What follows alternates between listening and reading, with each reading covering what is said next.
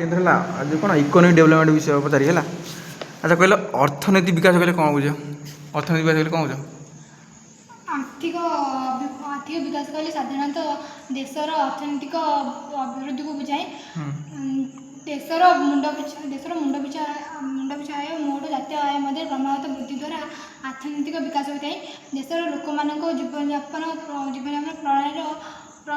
जीवनयापन मान और आर्थिक स्थिति उन्नति और सामाजिक सांस्कृतिक अभिवृद्धि इत्यादि को अर्थनैतिक विकास करें। अच्छा कहल मुंड पिछा आय किपर निरूपण करा जाए गोटे देशर मुंड पिछा आय किपर निरूपण करा जाए। कौन देशर जातीय आय को भाग करा जाए कहा द्वारा भाग कले से देशर कौन मुंड पिछा जनसंख्या द्वारा कौन भाग कले कौन करा जाए मुंड छाया आकलन करा जाई पारे। अच्छा कहल आर्थिक विकास परिमाण अनुजाई भारत और युक्तराष्ट्रीय अमेरिका क्यों क्यों श्रेणी में अंतर्भुक्त कराई। आर्थिक विकास परिमाण अनुजाई भारत और युक्तराष्ट्रीय अमेरिका क्यों श्रेणी वर्गीकृत कराई क्यों श्रेणी भारत विकसित सम्मुखी देश अवस्थित युक्तराष्ट्रीय अमेरिका विकसित देश युक्तराष्ट्रीय कौन डेवलपमेंट आउ भारत अन डेवलपमेंट।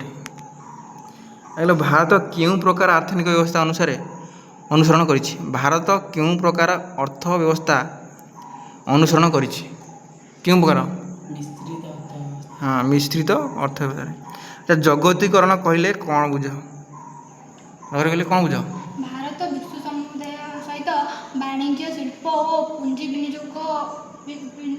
विनियोग इत्यादि क्षेत्र में सामिल होगा जगतीकरण कहुए।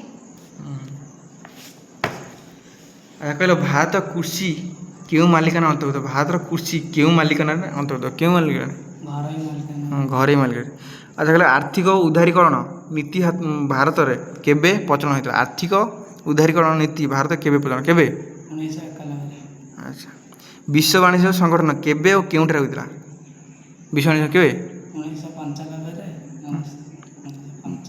क्यों स्विट्जरलैंड जेनेवा। हाँ अच्छा 1991 मसीह आम देश में मुद्रास्फीति केते थिला 12% वेरी गुड। संक्षिप्त टिप्पणी कह आर्थिक विकास उपर गोटे संक्षिप्त टिप्पणी कल आर्थिक विकास कौन जान आर्थिक अभिवृद्धि कहले साधारणतः देशर अर्थनैतिक विकास को बुझाए। कौन देशर जातीय आय तथा व्यक्ति विशेषकर आयर समष्टि को आर्थिक आयर समष्टि सामाजिक और सांस्कृतिक अभिवृद्धि को आर्थिक विकास कहुए। उदारीकरण विषय कौन जान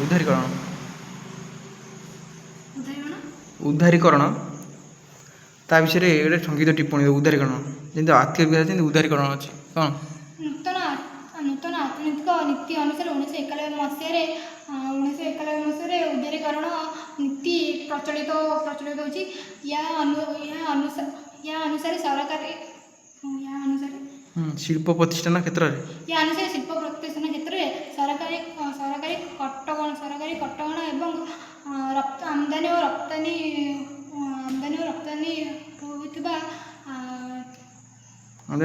प्रचलित सरकारी कटकणा यथा लाइसेंस फी और टैक्स